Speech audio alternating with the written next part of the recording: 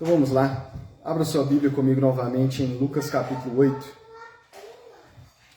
Lucas capítulo 8, versos 4 a 15. Nós estamos na série Ano Novo com Jesus. Estamos conversando a respeito de como verdadeiramente caminhar com Cristo nesse ano de 2024, não só nesse ano de 2024, nos dias da nossa breve vida nessa terra. Então, começamos tratando em duas pregações do Salmo 90 e começamos a semana passada a tratar da parábola do semeador, que nós vamos tratar nessas próximas semanas. Como eu disse para vocês, eu creio que nos ensina bem como caminhar com Jesus. Vamos ler Lucas capítulo 8, versos 4 a 15. Diz assim: Reunindo-se uma grande multidão e vindo a Jesus gente de várias cidades, ele contou essa parábola. O semeador saiu a semear. Enquanto lançava a semente, parte dela caiu à beira do caminho, foi pisada e as aves do céu a comeram. Parte dela caiu sobre pedras e, quando germinou, as plantas secaram, porque não havia umidade. Outra parte caiu entre os espinhos, que cresceram com ela e sufocaram as plantas. Outras ainda caiu em boa terra, cresceu e deu boa colheita, a 100 por 1. Tendo dito isso, exclamou: Aquele que tem ouvidos para ouvir, ouça. Seus discípulos perguntaram-lhe o que significava aquela parábola. Ele disse: A vocês foi dado o conhecimento dos mistérios do reino de Deus, mas aos outros falo por parábolas, para que vendo não vejam e ouvindo não entendam. Esse é o significado da parábola. A semente é a palavra de Deus.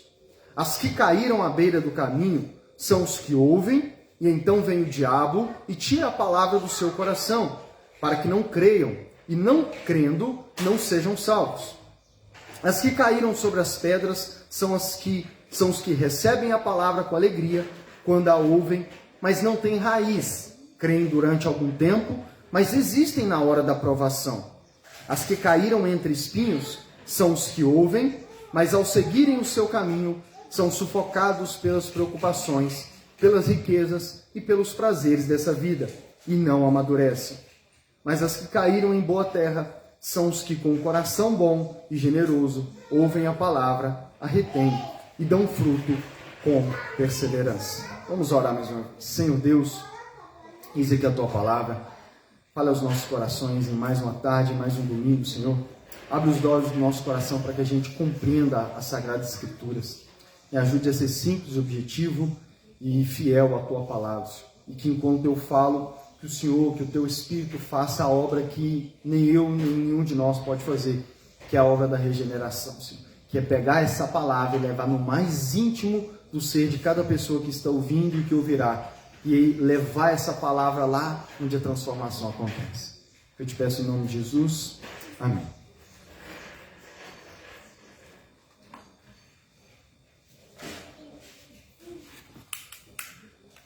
Essa é a parábola do semeador. É o que alguns chamam de a parábola sobre parábola. Jesus contou inúmeras parábolas. Há quem diga que foi quase 40 parábolas ou mais de 40 parábolas, não me lembro agora. Fato é que ele contou inúmeras parábolas e ele ensinava a maioria das vezes por meio das parábolas. E nessa parábola aqui, por que uns chamam de a parábola das parábolas?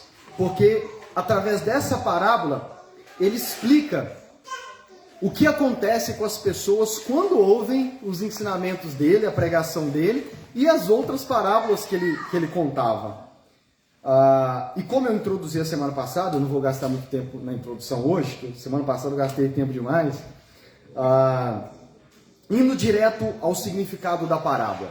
Jesus fala sobre um semeador que saiu a semear, e enquanto ele semeia, as sementes vão caindo ao longo do caminho, e elas caem em 4 tipos de solo.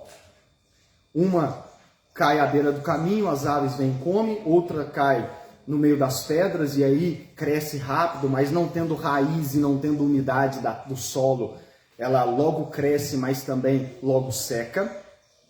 Depois vem a que cai entre os espinhos e ela até tenta crescer, mas aí é sufocada pelos espinhos. E a última que cai numa boa terra que até gera frutos a 30, a 60 e a 100 vezes mais, de acordo com os outros evangelhos. O que Jesus falou que é o significado dessa parábola? Essa é uma das poucas parábolas que Jesus explica o significado dela. E aí Jesus diz o seguinte, indo direto ao objetivo. Jesus disse que a semente é a palavra de Deus. Que o semeador era ele, em primeiro lugar, enquanto estava nessa terra, e que depois dele veio os seus apóstolos, e desde então, nesses 2024 anos da história da igreja, todos aqueles que pregam o evangelho, que pregam a palavra de Deus, sejam pastores ou não. Que, como eu disse semana passada, essa missão, essa vocação de semear a semente, de pregar a palavra e o evangelho, não é dada somente a pastores, mas a todos os cristãos. Amém? A todos aqueles que a palavra caiu e gerou frutos, eles também são chamados para automaticamente, naturalmente, sem menor esforço, também se tornar um semeador. Amém? Por isso que é a árvore que cresce e gera também frutos. Em terceiro lugar, Jesus diz que os tipos de solo onde a semente cai são 4 tipos de pessoas. Ou seja, resumindo, Jesus disse que há pelo menos quatro tipos de pessoas ou 4 tipos de corações todas as vezes que a palavra é semeada. Como eu disse, todas as vezes que alguém prega a palavra, que alguém semeia a palavra, seja a palavra, o evangelho, vai sempre ter no mínimo 4 tipos de pessoas. Ou não só 4 tipos de pessoas, como eu disse semana passada, mas essa parábola também nos revela que esses tipos de solo também revelam o que você faz com a semente. Então, de domingo a domingo, eu estou aqui pregando há 4 anos já, né? Há um pouco mais de 4 anos. De domingo a domingo eu estou aqui, já faz 4 anos que praticamente todo domingo eu estou aqui semeando a palavra de Deus ao seu coração e também gravando, compartilhando com amigos e lançando no Facebook para quem quiser ouvir. Estamos lançando a palavra. E Jesus revela através dessa parábola que todas as vezes que a palavra é semeada, você tem no mínimo 4 reações ou 4 formas de lidar com essa palavra. E a semana passada nós tratamos sobre o primeiro tipo de solo, que é aquele solo que disse Jesus, que a semente até é semeada, mas o diabo vem e rouba a semente do coração. E eu preguei a semana passada sobre isso e disse que em 2024 você precisa resistir ao diabo, porque o diabo não quer que você creia na palavra, no evangelho, para que crendo você seja salvo. Hoje eu vou tratar do segundo solo, o solo que a planta, a semente cai, mas ela não cria raízes. Então o segundo tipo de solo é o solo sem raiz, né? É a semente que é lançada, mas não cria raízes. Jesus disse que algumas pessoas, vamos voltar aí no verso 13, onde ele explica o significado desse segundo solo. As que caíram sobre as pedras são os que recebem a palavra com alegria quando a ouvem, mas não têm raiz. Creem durante algum tempo, mas desistem na hora da provação. Então vamos lá. Jesus disse que o segundo tipo de solo é quando a semente cai, só que o solo em que ela caiu é cheio de pedras. E por ser cheio de pedras, a semente não consegue criar raízes ali. E aí Jesus disse que essa é uma pessoa onde a semente, quando ouve a palavra de Deus, quando ouve o evangelho, ela até recebe com alegria. E preste atenção, eu vou dedicar cada detalhe desse significado. Jesus disse que são pessoas que quando ouvem a palavra, quando ouvem o evangelho, elas recebem com alegria. Porém, não criam raiz. E por não criar raiz, elas creem na palavra por um tempo. Mas quando vem a provação, elas desistem. Ou como diz Mateus, elas logo abandonam. O que significa isso? Quem são essas pessoas? Quem são as pessoas que estão nas igrejas ou que ouvem através da internet hoje? É dificilmente alguém que diga que nunca ouviu uma pregação. A palavra de Deus tem sido semeada aos 4 cantos do mundo, de todos os tipos diferentes de formas e tudo mais. Mas quem são as pessoas sem raízes? São as pessoas que eu decidi chamar de, para te explicar quem são elas, as pessoas sem raízes são os evangélicos simpatizantes ou os evangélicos superficiais ou ainda os evangélicos nominais. Há anos atrás, evangélicos criticavam muito católicos, porque diziam que os católicos eram católicos não praticantes. E de fato, até pouco tempo atrás, e ainda tem, pessoas que de fato confessam: eu sou católico, mas não sou praticante. E há anos atrás, os evangélicos criticavam e usavam isso até como argumentos para falar: você é católico, mas não é praticante. Você é só nominal. Qual a última vez que você foi na missa? E tudo mais. Mas deixa eu te dizer como que as coisas são, né? Hoje em dia, nós podemos dizer isso a respeito de evangélicos. Hoje em dia está na moda ser evangélico. Famosos estão se tornando evangélicos. Colocam lá evangélicos. Hoje em dia, o número de pessoas que responde ao IBGE, ao censo, dizendo que a sua religião é a religião evangélica, tem crescido cada vez mais. Há quem diga que nós já estamos chegando a 40% da população do Brasil. Então isso significa que a cada 10 brasileiros, 4 são evangélicos. Ou pelo menos se dizem evangélicos. Ou pelo menos quando perguntam para eles qual é a religião deles, eles logo dizem que é o quê? Evangélicos. Porque hoje em dia está na moda. Hoje em dia está na moda. Jogador de futebol é evangélico. Pasme você. Até mulheres da vida dizem que são evangélicas. Pois bem, quem são os sem raízes? Os sem raízes são esses evangélicos simpatizantes, superficiais ou apenas nominais. Por que eu chamo eles de simpatizantes? Porque simpatizantes são aqueles que recebem a palavra com alegria. Hoje em dia, raramente eu encontro alguém que faz resistência ao compartilhar da palavra de Deus. Hoje em dia, quando você diz que quer compartilhar uma palavra e tudo mais, raramente você vai encontrar alguém que vai falar: não quero ouvir, não. Hoje em dia é raro. Pelo menos na minha experiência, é raro você ouvir alguém que faça resistência. Certo? É raro. A maioria das pessoas hoje são, no mínimo, simpatizantes com a palavra de Deus. No mínimo elas dizem: a palavra? Nunca é demais eu ouvir a palavra de Deus. Eu gosto de ouvir a palavra de Deus. Há pessoas que, inclusive, vivem compartilhando no WhatsApp aquelas mensagens que a gente acha até chato todos os dias, no status de internet e tudo mais. Essas pessoas são simpatizantes, elas não têm resistência. Amém?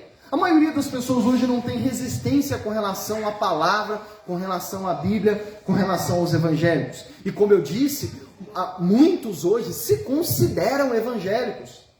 Apesar de que, e muitos deles hoje em dia, até mesmo frequentam igrejas evangélicas. Semanalmente, elas vão em um culto em alguma igreja evangélica. Alguns ficam até cada dia vai em uma, cada semana vai em uma, ou ficam um tempo em uma, ficam um tempo em outra. Mas deixa eu dizer para vocês, essas pessoas são superficiais. Elas são simpatizantes, elas recebem a palavra com alegria, porém elas são superficiais. O que eu quero dizer com isso? Porque tanto o conhecimento quanto a prática cristã e o envolvimento na igreja local são rasos e descompromissados. Por que eu digo que, apesar de simpatizantes, elas são superficiais? Elas não têm raiz na linguagem da parábola. Porque no conhecimento da Bíblia, por exemplo, elas são rasos. Em outras palavras e de forma mais prática, a maioria das pessoas que se dizem evangélicas hoje até estão dentro das nossas igrejas. E deixa eu acrescentar mais um detalhe. Muitas delas já até são batizadas, tá? Muitas, inclusive, são batizadas. Batizaram nas águas. Mas o conhecimento delas no que diz respeito à palavra de Deus é raso. Elas não leem a Bíblia todos os dias. Elas raramente leem a Bíblia. Algumas dessas pessoas nem mesmo têm a Bíblia. Ou têm porque ganharam na igreja, no culto em que elas foram para a igreja. Ou porque o amigo que os levou para a igreja deu uma Bíblia de presente. Mas apesar de terem a Bíblia e serem simpatizantes, elas não leem a Bíblia. Elas não têm o hábito de ler a Bíblia. E elas não praticam as disciplinas espirituais, como, por exemplo, oração, jejum e tudo mais. Por isso que o conhecimento delas é raso. Por que é raso? Porque o conhecimento dessas pessoas simpatizantes e superficiais, ou seja, das sem raízes, é apenas o conhecimento que elas adquirem a partir do culto em que elas vão. O que elas conhecem da Bíblia, elas conhecem porque foram no culto e ouviram quem estava lá na frente pregar, ou das mensagens que recebem pelo WhatsApp ou vêm na internet. Não passa disso. Não passa disso. Elas sabem às vezes de cor: o Senhor é meu pastor e nada me faltará. Mas se você perguntar talvez onde isso está escrito, ela não sabe. Talvez elas vão dizer que elas talvez conheçam alguns versículos de memorização, mas se você perguntar onde o versículo está, elas não sabem. Ou se você tenta explicar para elas que o versículo que ela está citando não é bem isso que significa, ela não liga, porque ela está satisfeita com esse conhecimento superficial, com esse conhecimento raso. Com relação à prática cristã, elas também são superficiais. Por quê? Porque elas são seletivas no que praticar. O que eu estou querendo dizer com isso? Elas obedecem uns mandamentos, outros não. Elas adoram o mandamento de amar o próximo como a si mesmo, mas amar a Deus sobre todas as coisas, aí já não é muito a cara delas, não. Elas adoram um mandamento que diz que, por exemplo, Deus vai fazer prosperar aqueles que são fiéis na obra, aqueles que são generosos, mas quando se trata, por exemplo, do assunto que tratamos o ano passado inteiro, que é sobre casamento, o padrão de Deus para casamento, que é homem e mulher, um homem e uma mulher, que o sexo é só para o casamento, por exemplo, e todos esses envolvendo principalmente a vida sexual, os mandamentos que envolvem vida sexual, não, aí não. Aí elas são evangélicas, elas são simpatizantes, elas recebem a palavra com alegria, mas quando toca no assunto dos mandamentos, elas gostam do amar ao próximo como a ti mesmo, mas na hora de falar dos mandamentos, por exemplo, que Deus ordena a sua vontade para a vida sexual, por exemplo, só dentro do casamento, que Deus odeia o divórcio, e todos esses que nós tratamos ano passado, não, aí ela não quer. Entendeu? Então, o que eu estou querendo dizer? É que elas são seletivas. Eu compartilhei no grupo da igreja um vídeo de um ateu falando sobre a fé customizada. E ele fala exatamente disso, de que tanto católicos quanto evangélicos hoje, eles têm uma fé customizada. O que significa isso? É uma fé personalizada. Eles pegam da Bíblia ou pegam do Evangelho aquilo que agrada a elas. E várias outras coisas que também está no pacote, elas tiram. É aquele famoso ditado, que é o bônus, mas não quer o ônus. Eles são seletivos. É mais ou menos aquilo assim, ó, isso eu gosto, isso eu quero. Isso eu não gosto, isso eu não quero. Estão me entendendo? Então, por isso que elas são superficiais, porque a prática delas da vida cristã é seletiva. E em terceiro lugar, elas são superficiais, porque apesar de frequentarem igreja semanalmente, e se você perguntar em qual igreja você frequenta, ela vai te dar um endereço, ela vai falar o nome da placa da igreja, mas o envolvimento dela com a igreja local também é superficial, porque é sem compromisso. Ela pode ser chamada de frequentadora, ela pode ter uma igreja que ela frequenta semanalmente, às vezes mais de uma vez por semana, mas ela não poderia ser chamada de membro da igreja, porque ela não veste a camisa.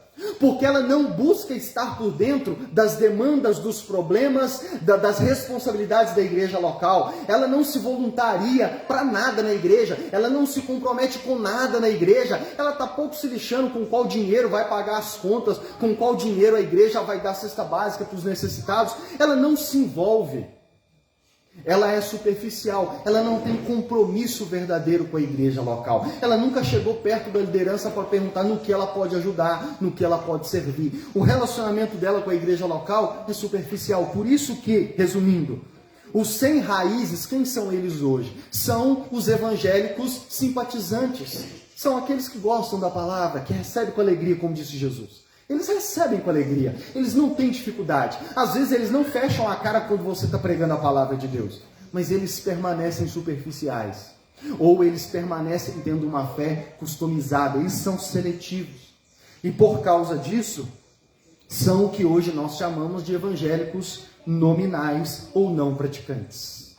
Tem pessoas que, se você perguntar qual que é a religião dela, ela vai dizer que é evangélica. Mas se você perguntar para ela, assim como a gente perguntava para católicos, e ainda pergunta, qual a última vez que você foi na missa, ela vai dizer, rapaz, se você perguntar, você é evangélico? Então, qual igreja você frequenta? Ou, qual a última vez que você foi no culto? Elas não frequentam igreja nenhuma, ou nem se lembram a última vez que foi no culto. Mas se você perguntar, elas são evangélicas. Também conheço várias dessas pessoas. Conheço várias. Então, esses são os sem raízes. Por exemplo, quando alguém me diz, eu sou da religião A ou eu sou da religião B, o que eu gosto de fazer, irmãos, e tenho feito cada vez com mais frequência, quando alguém me fala, minha religião é tal, eu sou de tal igreja, eu pergunto assim, mas você é praticante? E a maioria das últimas vezes que eu tenho perguntado para essa pessoa, assim, sem pestanejar, mas você é praticante? Eu só tenho duas respostas para essa minha pergunta. Silêncio e o olho arregalado desse tamanho, ou desculpas. Começa-se uma série de desculpas atrás da outra para tentar explicar, porque não justifica, para tentar explicar o porquê não congrega. E aí vem pessoas que justificam, a igreja hoje virou comércio, a igreja hoje tem cheio de falso, e aquelas desculpas e mais desculpas e desculpas atrás de desculpas. A igreja não é como era no início. Quem disse que não? Eu já preguei isso aqui na igreja. Os mesmos problemas que tem na igreja hoje são os mesmos que tem na igreja desde a Bíblia. O problema é que você não lê a Bíblia, então você nem sabe que os problemas que a gente tem hoje são os mesmos que Paulo enfrentou, que Pedro enfrentou. Se você lesse a Bíblia, você ia descobrir que, novidade, são os mesmos problemas. Falsos cristãos, falsos líderes, imoralidade dentro da igreja, e tudo isso, fofoca, inveja. Basta ler o Novo Testamento que você vai ver que os problemas que os apóstolos lidavam lá na famosa igreja primitiva são os mesmos problemas que nós lidamos hoje. Os mesmos. Portanto, que eu disse para vocês, são desculpas atrás de desculpas e nada passa de meras desculpas. Mas elas acreditam que são evangélicas. Elas acreditam que são de Jesus, que são cristãs. E aqui, o que eu digo para você, um dos maiores enganos que existe, irmãos, um dos maiores enganos que existe é o engano de você achar que é uma coisa não sendo. Irmãos, esse é um dos maiores enganos que existe. Paulo diz assim em Gálatas capítulo 6, verso 3. Porque se alguém julga ser alguma coisa, não sendo nada, engana-se a si mesmo. O contexto dele era mais especificamente, ele estava tratando de outra coisa, mas isso aplica-se aqui. Porque essa verdade é aplicável em várias outras coisas. Paulo disse, se alguém pensa ser alguma coisa, não sendo, ela está enganando a si mesmo. E que engano é esse, irmão? E eu diria para vocês que dos 4 tipos de solo que Jesus trata nessa parábola, se tem um dos tipos de pessoas que o engano delas é pensar ser não sendo, é essa do solo que não tem raiz. Dos evangélicos nominais, superficiais ou apenas simpatizantes. Porque eles acham que são, eles acham que já são, quando na verdade não são. Não são. Não são. Marcos capítulo 12, verso 32. Jesus está ensinando, inclusive é quando ele estava ensinando sobre os 2 maiores mandamentos, amar a Deus sobre todas as coisas e o próximo a ti mesmo. E ouvindo Jesus pregar aquilo, olha o que Marcos capítulo 12 nos diz. Marcos capítulo 12 diz assim, disse um homem ao ouvir isso de Jesus, muito bem, mestre, está certo ao dizeres que Deus é o único e que não existe outro além dele. Amá-lo de todo o coração, de todo o entendimento e de todas as forças, e amar ao próximo como a si mesmo, é mais importante do que todos os sacrifícios e ofertas. Vendo que ele tinha respondido sabiamente, Jesus lhe disse, você não está longe do reino de Deus. Então olha para você ver, Jesus estava ensinando sobre os 2 maiores mandamentos, amar a Deus sobre todas as coisas e o teu próximo como a ti mesmo. Um homem na multidão vira para Jesus e fala assim, mestre, o senhor disse muito bem, de fato Deus é um só e não existe outro, e amar o teu próximo como a ti mesmo é melhor do que todo tipo de sacrifício ou oferta. Jesus ouve o cara falar isso, o que Jesus diz? A Bíblia diz assim, vendo Jesus que ele respondeu sabiamente. A resposta dele estava certa? O comentário dele estava certo? Certíssimo, 10, nota 10. Na teoria, nota 10. Mas aí olha o que Jesus responde para esse cara. Você não está longe do reino de Deus. O homem responde certinho os 2 maiores mandamentos e ainda acrescenta, é melhor do que todo tipo de oferta, algo que Jesus não tinha dito. E Jesus disse, sua resposta está certa. Mas o que Jesus vira e diz para ele? Você não está longe do reino de Deus. O que esses versos simples nos revelam, irmãos?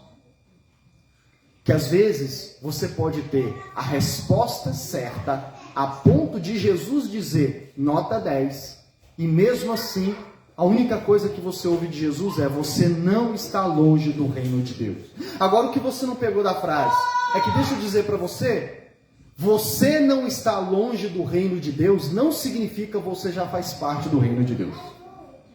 Jesus não disse que ele, muito bem, você já está no reino de Deus. Não, Jesus disse, parabéns, resposta certa. Você não está longe do reino de Deus.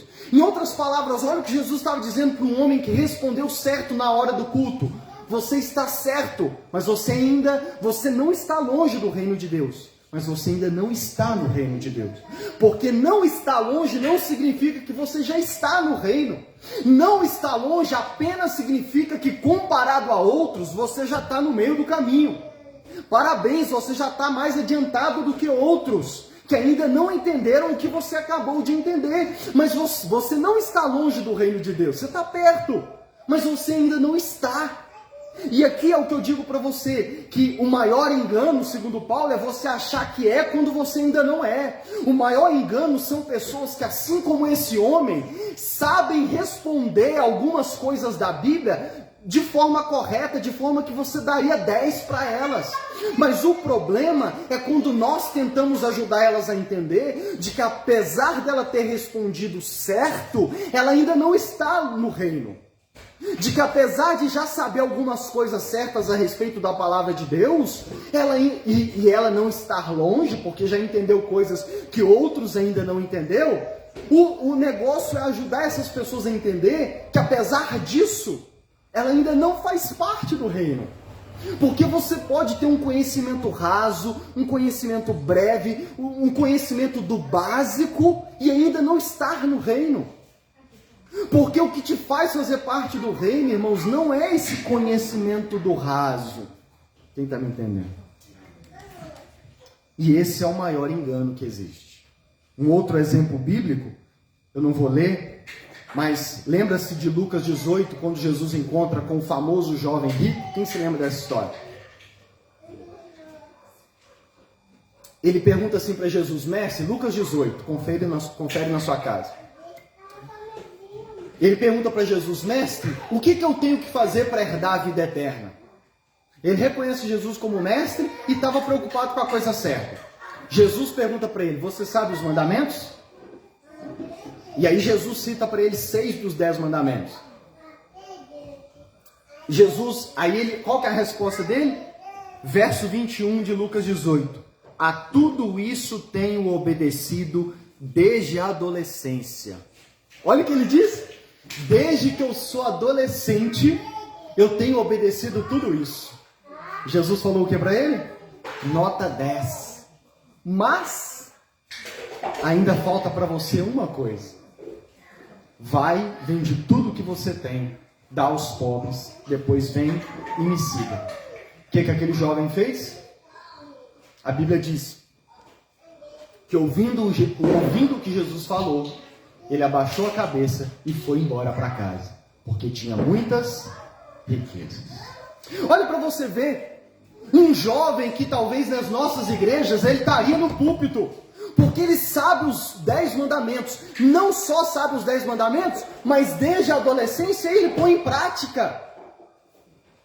Mas quando ele chega diante de Jesus, achando que estava tudo certo, que ele já estava lá, ou que pelo menos ele estava quase lá, Jesus diz para ele, falta para você ainda uma coisa, vende tudo que você tem, Em outras palavras, Jesus mostra para ele que Jesus ainda não era o Senhor do coração dele, que o Senhor do coração dele ainda era as suas riquezas. Não vou pregar sobre isso aqui hoje, só vou pontuar. Jesus revela para aquele jovem de que apesar dele saber os mandamentos e estar praticando os mandamentos, ele ainda não era o Senhor da vida dele. O altar do coração dele, como nós cantamos aqui no início, ainda não era de Jesus. Não era para Jesus, pelo contrário, ainda eram as riquezas que estavam tomando conta. E quando Jesus diz para ele, falta para você essa coisa, talvez Jesus poderia ter até dito o que diz para aquele outro, você não está longe, mas ainda falta tirar esse Deus do dinheiro do seu coração e entregar o coração para mim. Vem e me segue, vem caminhar comigo, vem andar comigo, me siga para onde eu estou indo. E aquele jovem vira as costas e vai embora. Quantas pessoas nós não temos assim no meio daqueles que se consideram evangélicos?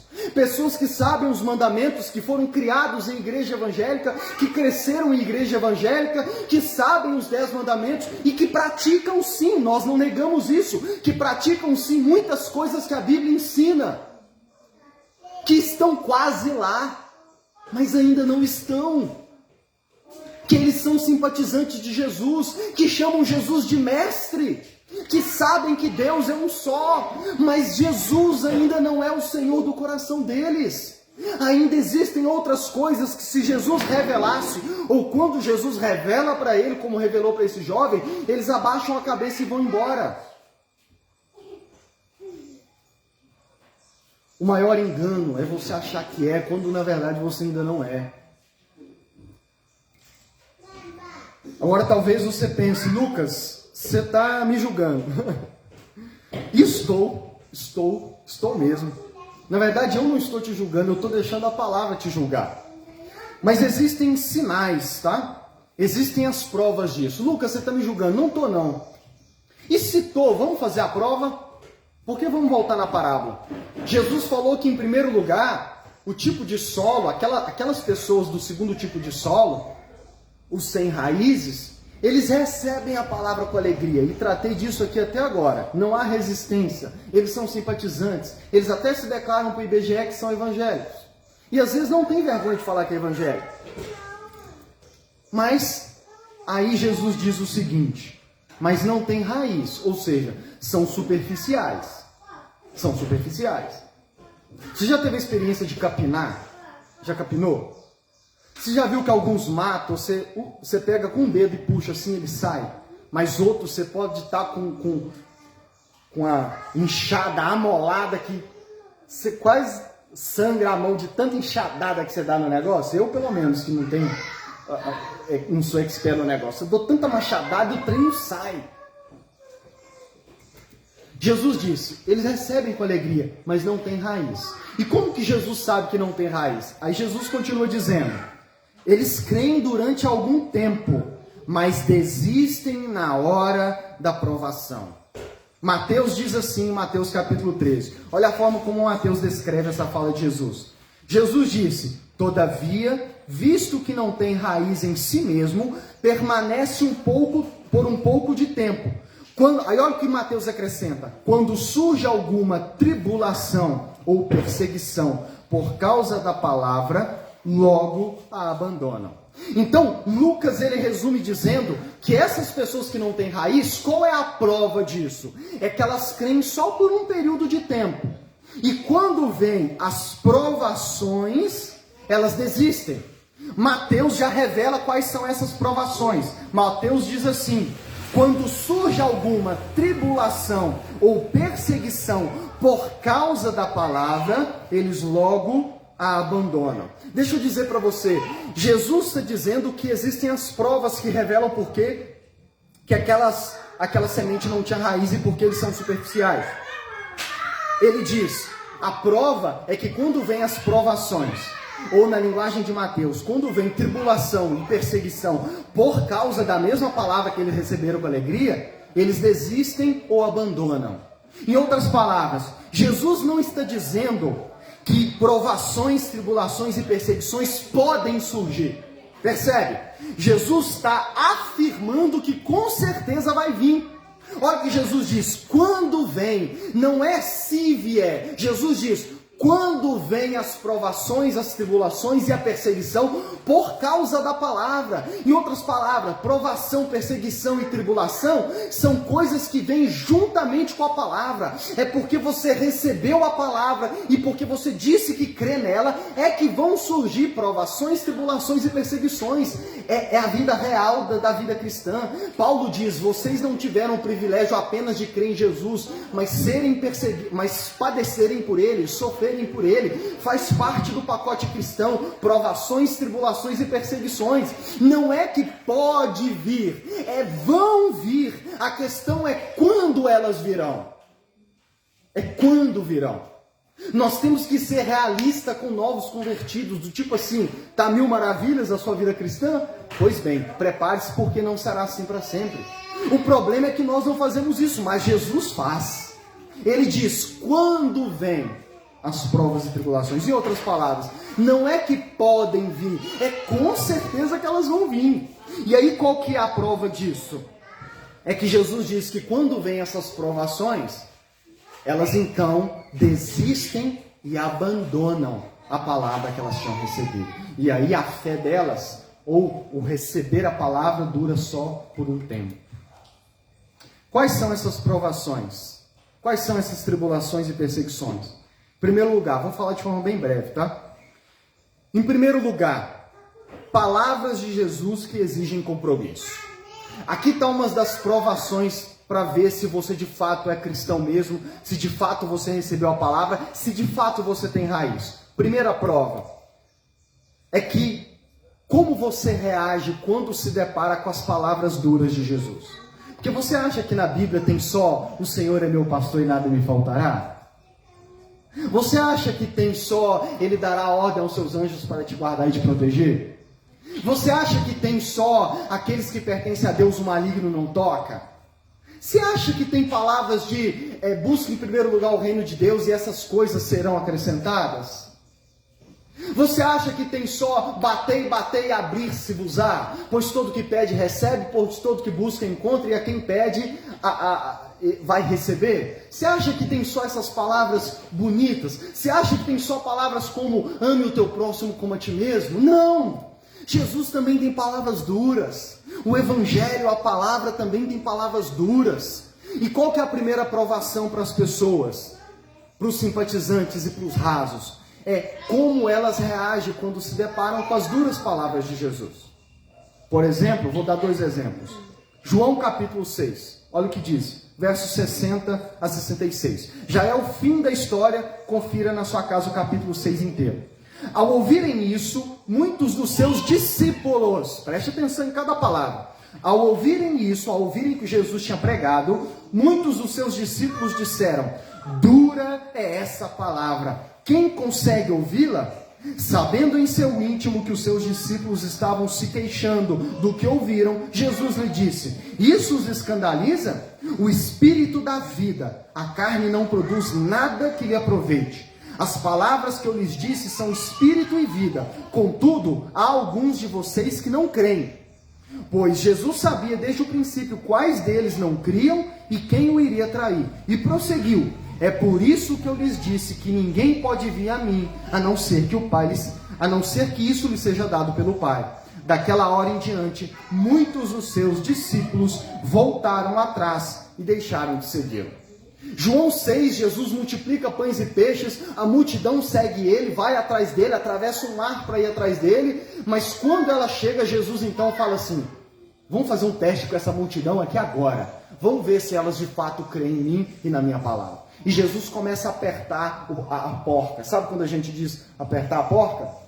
E Jesus começa a apertar. Em João 6, você lê na sua casa, ele fala, aquele que não comer da minha carne e não beber do meu sangue não é digno de mim, não tem parte comigo. E outras coisas que Jesus diz, aquele que não me ama mais do que família, pai, mãe, e tudo isso não é digno de mim. E Jesus começa a falar várias palavras duras. E os versos que eu li para você diz que quando discípulos, pessoas que diziam, eu sou discípulo de Jesus, quando elas ouviram aquilo, o que elas disseram? Dura é essa palavra. Quem pode ouvir?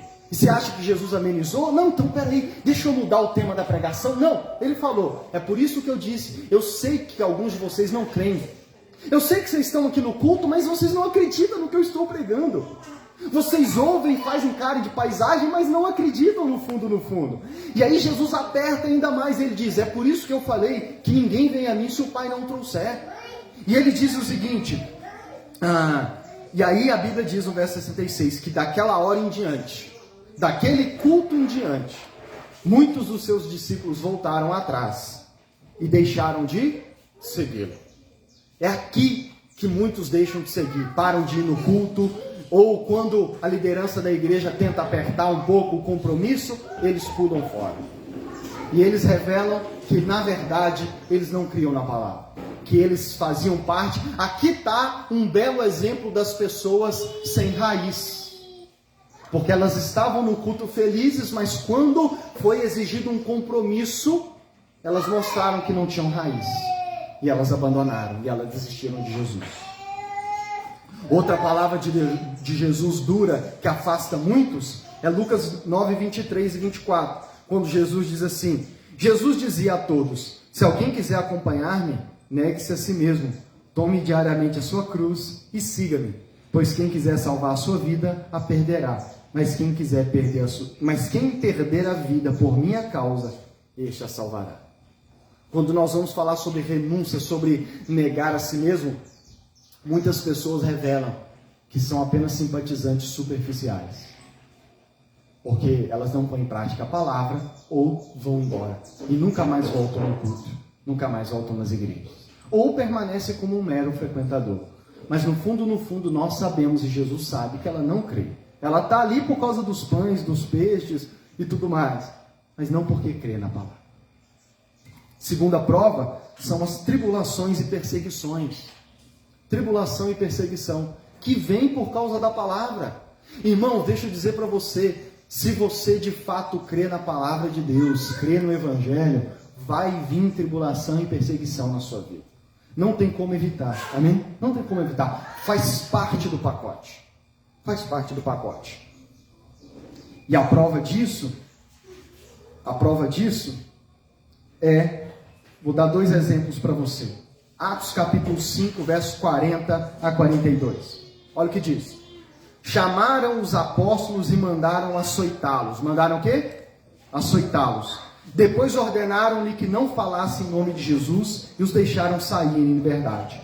Os apóstolos saíram do sinédrio alegres por terem sido considerados dignos de serem humilhados por causa do nome de Jesus. E todos os dias, no templo e de casa em casa, não deixavam de ensinar e proclamar que Jesus é o Cristo. Leia Atos dos Apóstolos e você vai ver que desde o início da igreja, lançar a fé em Cristo, crer na palavra, trouxe tribulação e perseguição. Ou, procure na internet portas abertas, ou a igreja perseguida, e você vai ver que em outros países do mundo, como China, como Índia e vários outros, os nossos irmãos cristãos não podem cultuar em culto público como nós estamos fazendo aqui. Por quê? Porque são perseguidos e sofrem até mesmo tribulações por serem cristãos. No Brasil é moda, como eu disse para vocês. Então a gente, às vezes deveria, né? Mas deixa eu dizer para você, vai chegar o nosso tempo, tá? Jesus não volta sem nós também sermos perseguidos, como os nossos irmãos ao redor do mundo estão sendo. E foram desde o início da igreja. No início da igreja, cristãos eram queimados vivos em postes para iluminar a cidade. Cristãos eram jogados em coliseus e soltavam leões e bestas feras para matá-los como um espetáculo para aqueles que não eram cristãos. Tudo isso porque simplesmente eles diziam crer que Jesus era o Senhor e Salvador do mundo. Hebreus capítulo 10, verso 32 a 34, diz assim, olha que o autor de Hebreus está escrevendo para os cristãos. Lembrem-se dos primeiros dias, depois que vocês foram iluminados. É uma linguagem para convertidos, para novo nascimento. Quando suportaram muita luta e muito sofrimento. Olha o que o autor está dizendo para os cristãos, aqui na carta aos Hebreus. Lembrem-se de lá do início, quando vocês se converteram, foram iluminados pelo Evangelho, de quanta luta e sofrimento vocês suportaram. Há casos em que imediatamente após crer na palavra e no evangelho, você começa a ser perseguido, a enfrentar lutas. Nós vimos na semana passada que o diabo não descansa e ele quer impedir tanto você que não crê no evangelho de crer, como você que já crê de largar e abandonar tudo. O diabo não descansa. E aqui está, em muitos casos, logo no início, logo após a conversão, muitos têm que sofrer lutas e sofrimentos. E é aqui que muitos revelam que no fundo só entraram na piscina e saíram, não converteram de verdade, porque quando vem essas lutas, esses sofrimentos e essas perseguições, eles abandonam. Mas cadê aquela alegria que você tinha recebido? Não, isso não é para mim não. Aí olha o que o autor continua dizendo: algumas vezes vocês foram expostos a insultos e tribulações. Você já foi insultado por crer em Jesus? Hoje em dia só a esquerda que faz isso com os cristãos, o resto, todo mundo é simpatizante. E aí olha o que o autor diz, no verso 34.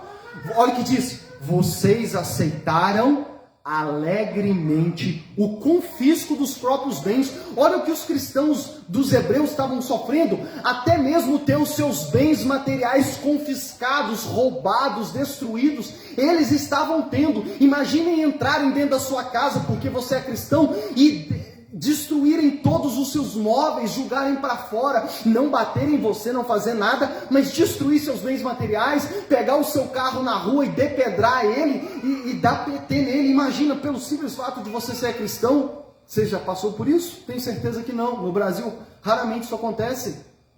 Mas e se acontecesse? Agora olha o detalhe: os apóstolos saíram do sinédrio depois de serem açoitados, alegres por terem sido dignos de sofrer humilhação por causa de Jesus. Os cristãos para quem o autor de Hebreus escreve, diz que eles, apesar dessas lutas e tribulações, eles aceitaram alegremente. Qual que é a prova para saber se você tem raiz ou não? Porque tudo bem, os simpatizantes, como Jesus disse, recebem a palavra com alegria, recebe rindo. Tem pessoas que você prega para ela, ela fica rindo o tempo todo, e você acha que ela está crendo e está dando crédito ao que você está falando.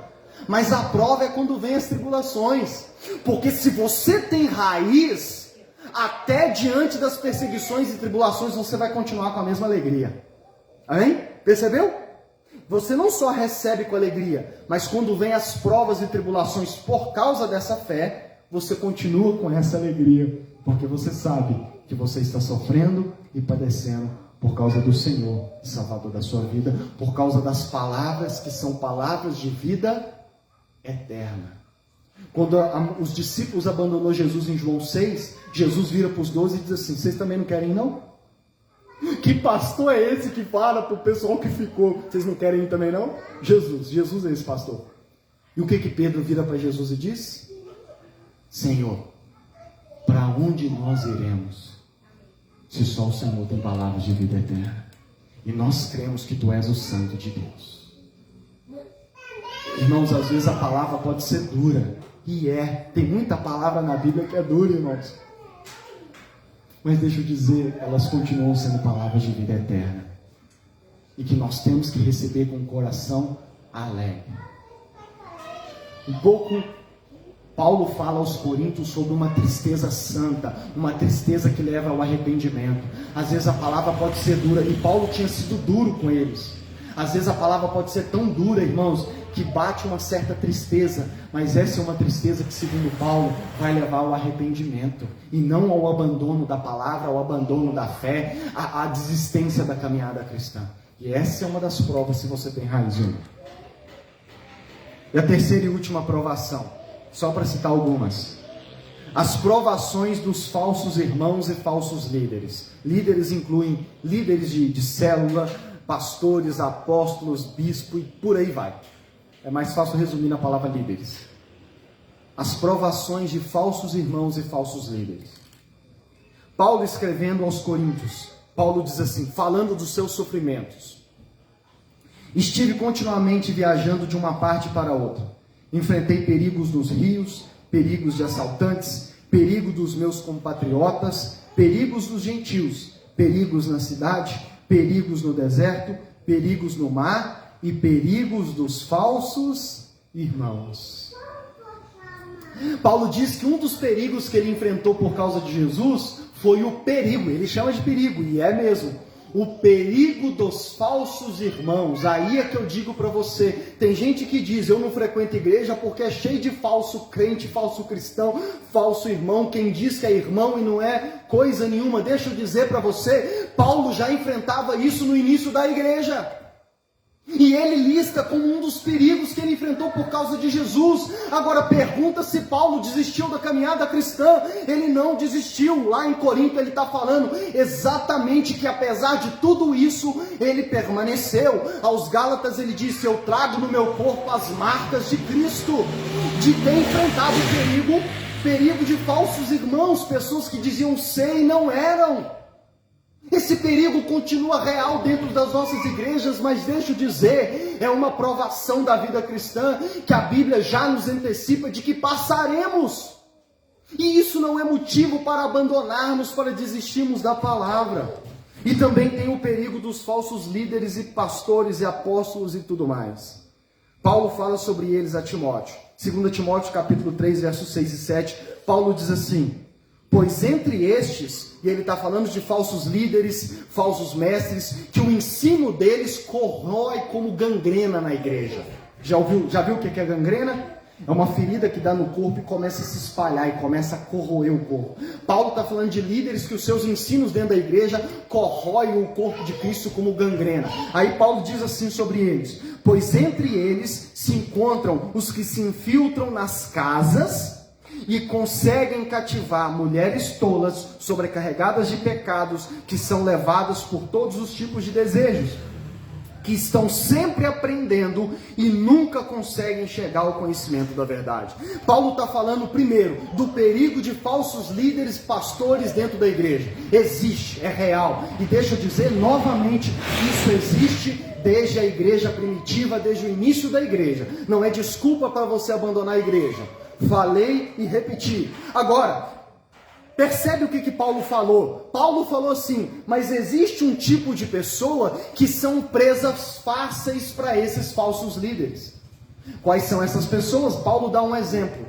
Mulheres tolas, sobrecarregadas de pecados, que são levados por todo tipo de desejos. Que estão sempre aprendendo e nunca conseguem chegar ao conhecimento da verdade. Paulo está dizendo, a principal vítima desses falsos líderes são pessoas que ele fala de mulheres, mas isso inclui homens também, é óbvio.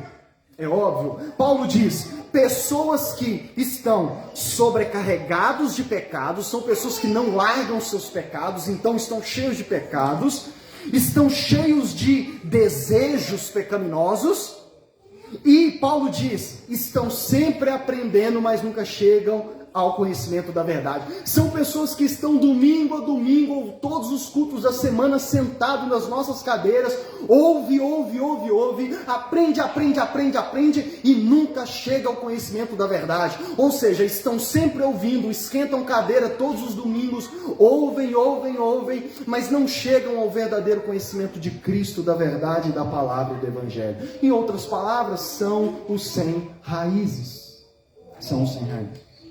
E esses são os principais tipos de pessoas que são vítimas dos falsos irmãos e dos falsos líderes. Portanto, deixa eu dizer, às vezes você fica reclamando que você não frequenta mais igreja, não está mais em igreja por causa de falsos irmãos e falsos líderes, mas deixa eu te dizer, não duvido que seja verdade, porque infelizmente tem aos montes, mas deixa eu te dizer, às vezes você também não está correto, porque às vezes você era só um superficial, era só alguém sem raiz, que não conheceu Jesus de verdade, não criou raiz, apesar de você pode ter sido batizado, não me importa. Hoje em dia, batismo não significa muita coisa, o mero entrar nas águas não significa muita coisa. Igrejas estão batizando a reveria de qualquer jeito, qualquer um que pede é batizado, enfim, não tem muito critério as igrejas hoje, e às vezes você reclama dos falsos irmãos e falsos líderes, mas você ainda não é cristão, você ainda foi, durante o tempo que você ficou na igreja, apenas alguém sem raiz, que recebeu com alegria, e aí parece que começou a crescer, mas quando veio as lutas, as provas, os falsos irmãos, os falsos profetas, você abandonou e largou. E por que você fez isso? Não me venha dizer que o primeiro motivo são os falsos, não. O primeiro motivo é que você não tinha raiz. Então a causa em primeiro lugar está em você, não está neles. Antes de tratar deles, nós precisamos tratar de você, que não tem raiz, que não criou raiz, que não converteu de verdade. Porque toda essa parábola, vocês vão ver, no fim das contas, somente os que geram frutos e produzem frutos é que são os verdadeiros convertidos.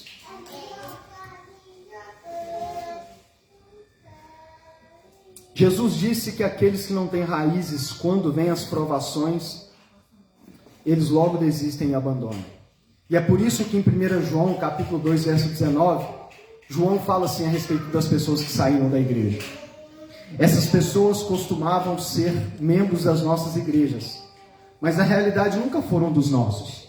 Seriam, se não, teriam permanecido conosco. Quando nos deixaram, isso provou que elas não eram absolutamente dos nossos. Mas vocês não são assim, porque o Espírito Santo veio sobre vocês e vocês conhecem a verdade.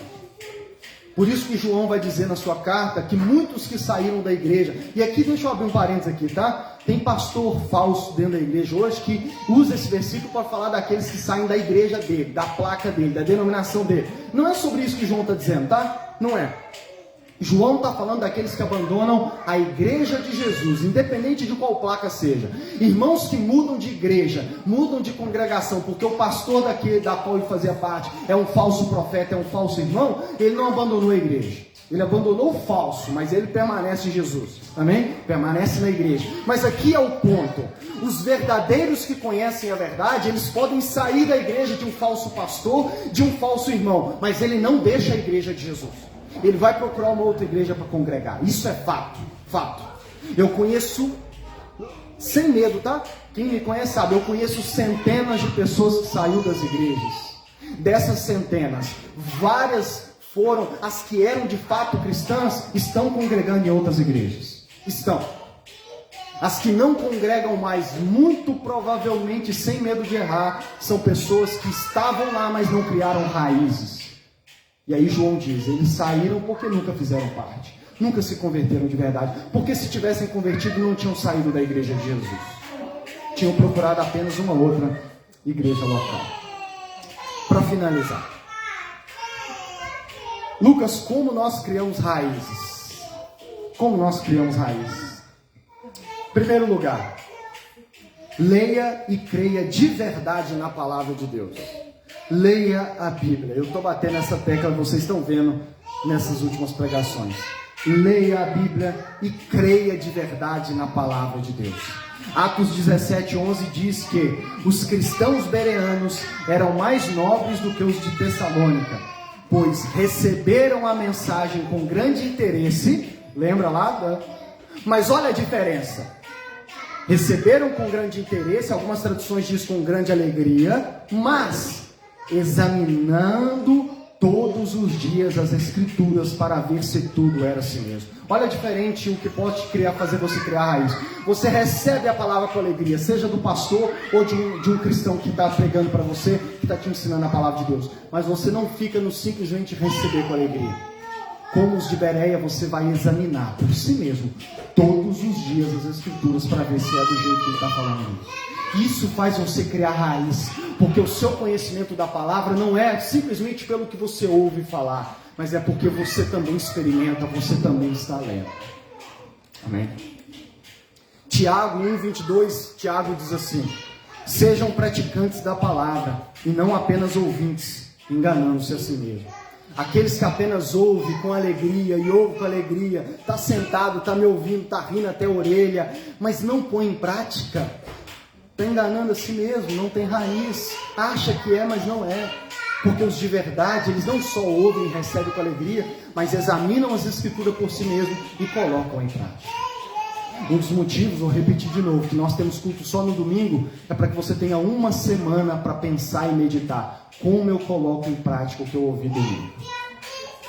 Segunda forma de você criar raiz: não deixe de congregar. Lembra que os hebreus, os cristãos dos hebreus lá, estavam sofrendo insulto, perseguições e até os móveis estavam sendo destruídos? Olha o que o autor dos hebreus diz para eles. Capítulo 10, verso 23 a 25. Apeguemo-nos com firmeza à esperança que professamos, pois aquele que prometeu é fiel. Ou seja, você diz que crê, então se apegue firmemente ao que você está dizendo que acredita. E aí ele continua: e consideremos uns aos outros para incentivar-nos ao amor e às boas obras. Não deixemos de nos reunir como igreja, segundo o costume de alguns, mas encorajemo-nos uns aos outros, ainda mais quando vocês veem que se aproxima o dia da volta de Jesus. Para os cristãos lá dos Hebreus, o autor diz: não deixem de congregar. Mas nós estamos passando luta e dificuldade. Não deixem de congregar, pelo contrário, encorajem uns aos outros, exortem uns aos outros, incentivem uns aos outros, motivem um ao outro. Irmãos, nós não criamos raízes sozinhos. Vou repetir: nós não criamos raízes sozinhos, nós não perseveramos na caminhada cristã no meio dessas provas e dificuldades todas que enfrentamos sozinhos. Nós precisamos de uns aos outros. Nós precisamos de uns aos outros. Amém? Sozinho você não vai criar raiz. Sozinho você não vai criar raiz. É juntos. Portanto, leia a Bíblia, pratique e não deixe de congregar. E a última coisa: crie raízes no Evangelho. Vou ler Efésios capítulo 3, dos versos 17 a 19. Preste atenção em cada palavra. Efésios 3, 17 a 19. Paulo orando para os cristãos de Éfeso: oro para que Cristo habite em seus corações, à medida que confiarem nele, e que vocês aprofundem suas raízes no solo do amor maravilhoso de Deus. E que vocês, junto com todos os filhos de Deus, possam compreender a largura, o comprimento, a altura e a profundidade do amor de Cristo. E por si mesmos possam experimentar esse amor, embora ele seja tão grande que vocês nunca verão seu fim, e nem o poderão conhecer ou compreender completamente. E dessa maneira, vocês ficarão cheios de toda a plenitude do próprio Deus. Irmãos, um dos maiores enganos que existe dentro das igrejas evangélicas hoje é o famoso: levante a sua mão e aceite Jesus. Ou venha aqui na frente e aceite Jesus.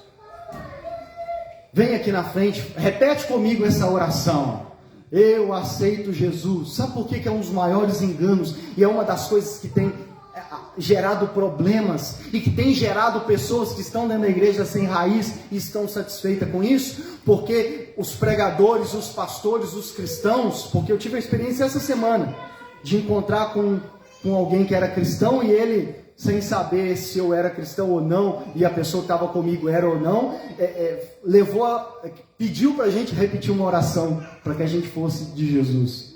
E deixa eu dizer para você, é óbvio que eu não repeti, falei que ele já estava na caminhada há 13 anos, mas por que isso é... Mas ele aprendeu na igreja dele. Mas por que isso é problemático? Porque as pessoas fazem, amém? Elas recebem com alegria, ela ouviu, ela recebeu com alegria. Se você chamar na frente, ela vai na frente. Se você falar para levantar a mão, ela vai levantar a mão. Se você falar para ela repetir a oração, ela vai repetir a oração. Mas qual que é o problema? O problema é que ela vai sair do culto ou daquele momento achando que ela já é. Achando que ela já é de Jesus, achando que ela já está no reino, e isso não significa que ela está no reino. Como eu disse para você, não é porque ela deu a resposta certa que ela já está no reino. Ela pode estar não muito longe, mais perto do que outros que não estão nem no culto, mas não significa que ela já está. Sabe por quê? Porque a conversão é um processo. A conversão, eu escrevi, a conversão a Cristo é um processo em que você aprende a cada dia a confiar nele e a desfrutar do seu amor. É uma caminhada em que cada vez mais você cria e aumenta suas raízes em Cristo e naquilo que ele fez. É isso que Paulo está falando aos Efésios. Paulo está orando para pessoas que já eram cristãs, mas olha o que ele diz: eu oro para que, à medida em que vocês confiam em Cristo, vocês aprofundem as suas raízes no amor de Deus, e junto com todos os santos, congregação, vocês compreendam a largura, o comprimento, a altura e a profundidade do amor de Cristo. Irmãos, o conhecimento do Evangelho, da palavra, do próprio Cristo, não é algo que a gente fazendo uma oração já está tudo feito. Não é algo que eu indo na igreja só no domingo, ou um domingo por ano, ou Nem mesmo indo todos os domingos na igreja resolve. A vida com Cristo é uma caminhada em que a gente vai o conhecendo cada vez mais, em que a gente aprende a confiar nele a cada passo que a gente dá, a cada dificuldade que a gente enfrenta, a gente está aprendendo um pouco mais, a cada culto que a gente vai, a gente aprende um pouco mais, a cada vez que a gente lê a Bíblia, a gente aprende um pouco mais, a cada vez que você enfrenta situações e que você pensa em Cristo e que você medita em como o Evangelho muda isso na sua vida. A caminhada cristã é uma caminhada onde você entende que você precisa, pelo resto da sua vida, até encontrá-lo face a face, meditar no Evangelho, se deleitar no Evangelho, conhecer o Evangelho, entender que é o que ele chama de compreender a largura, o comprimento, a altura e a profundidade. Isso tudo o Evangelho significa que ele afeta cada área da nossa vida e você precisa descobrir isso. Você se converteu para viver descobrindo isso cada vez mais. Portanto, a vida cristã é uma vida em que cada vez mais você vai aprofundando cada vez mais as suas raízes em Cristo e na sua palavra e no que ele fez por mim e por você. Você descobre como que Cristo e o que ele fez por você te ajuda a vencer a ansiedade, a depressão, a síndrome do pânico, o medo excessivo, o medo de a aprovação de pessoas. Tem gente que vive querendo a aprovação dos outros. Enfim, eu poderia dar N exemplos, mas o meu tempo já passou aqui, 5 minutos. Você vai aprendendo como que o Evangelho toca cada área da sua vida, seu casamento, seu trabalho e tudo. Essa é a vida cristã verdadeira, irmãos. O Evangelho não é o ABC da vida cristã, ou seja, só a introdução ali. O Evangelho é o A a Z. Toda a vida cristã flui a partir do que Cristo fez por nós na cruz do Calvário. E por fim eu digo para vocês, tem uma música da Pitty, em que ela diz assim: nenhuma doutrina me convence. Deixa eu dizer para você, eu não estou aqui apenas para te ensinar doutrina, palavras secas, vazias. O Tim Keller diz assim: Deus não nos deu argumentos, Deus nos deu uma pessoa. O Evangelho, o cristianismo não é sobre conhecer doutrinas, leis de proibições e permissões. O Evangelho é sobre conhecer uma pessoa, Jesus. Eu estou casado há 7 anos e ainda não conheço a Jennifer totalmente, ela não me conhece, a gente vai se conhecer cada vez mais. Quem dirá Jesus? Portanto, a vida cristã é sobre conhecer uma pessoa, é sobre conhecer Jesus. Cada dia mais, cada vez mais. E como que o amor dele transforma cada área da sua vida. Um dos meus versos favoritos é 2 Pedro 3,18, onde ele diz: cresçam na graça e no conhecimento do nosso Senhor e Salvador, Jesus Cristo. Cresçam, cresçam, cresçam. Fique de pé e vamos orar.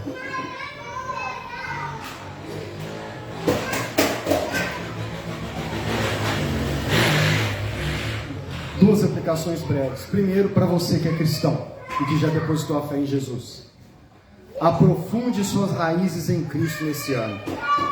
Talvez você ainda tenha uma fé e um relacionamento com Cristo raso, sem raiz profunda. Saia da superficialidade. Ore, leia a Bíblia e pratique-a, congregue de verdade. Está na hora de sair do raso, da superfície. Está na hora de aumentar essas raízes aí, cristão. Está na hora. Está na hora de 2024 ser o ano em que você mais vai crescer suas raízes. Amém?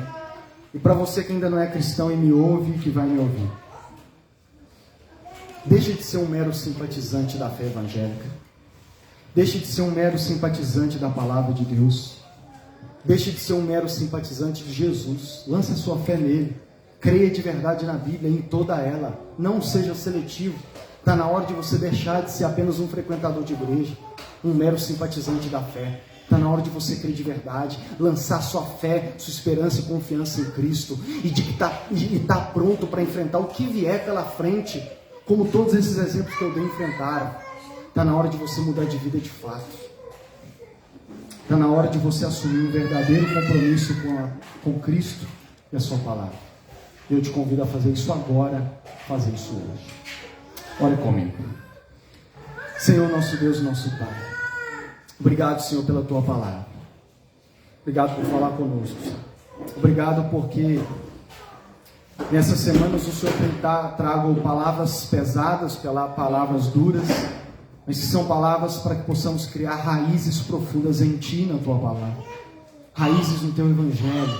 no que o Senhor fez por nós, para que sejamos crentes de verdade, cristãos de verdade, e não meros simpatizantes evangélicos. Nós te pedimos isso, Senhor. Eu oro para que os cristãos que me ouvem, 2024 seja um ano em que eles vão aprofundar cada vez mais as raízes deles em Cristo e na sua palavra, que eles vão se comprometer com a igreja local, que eles vão ler a sua Bíblia de verdade, que eles vão tirar a poeira das suas Bíblias, que eles vão congregar, se envolver com a igreja local de verdade. E eu oro por aqueles que me ouvem e ainda não são cristãos. Eu oro para que agora, Senhor, a tua palavra fira o coração deles, e eles de uma vez por todas deixem a superficialidade, deixem de ser meros simpatizantes, deixem de ser apenas crentes nominais, evangélicos nominais, e se convertam de verdade a Ti, a ponto de crerem em toda a verdade, em todo o evangelho, e sejam prontos para superar e lidar com tudo o que lidarem, independente do que vier agora. É o que eu te peço em nome de Jesus, confiando na obra do Teu Espírito. Amém. Nós vamos cear agora. Eu vou finalizar aqui a coisa. Pode pegar os elementos aí.